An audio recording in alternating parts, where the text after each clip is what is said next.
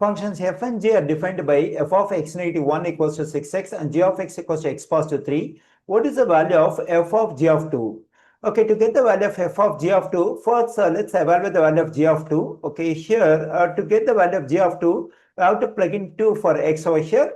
The same we have to do on the right side as well. Then we get 2 positive 3. We have g of 2 equals to 5. Here I got the value of g of 2. Now let's evaluate the value of f of g of 2. Okay, let me write the stuff over here. F of g of 2. Okay, f of, I got the value of g of 2 already, that is 5. We can plug in this 5 for g of 2 over here, then we get f of 5. Okay, how do we have to get the value for f of 5? We have to use the function f over here. And to get the value of f of 5, we have to write this f of 5 in this format, f of x negative 1. Then we can write f of 5 as 6 negative 1. Now we have the stuff over here exactly in this form, f of x negative 1.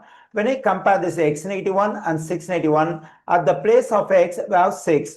Okay, now we can use this function to evaluate the value of this one. So that is f of x negative 1 equals to 6x. Then to get the value of f of 6 negative 1, we have to plug in this 6 for x over here. Then we get 6 times 6, that is equal to 36. Therefore, the value of f of g of 2 is 36.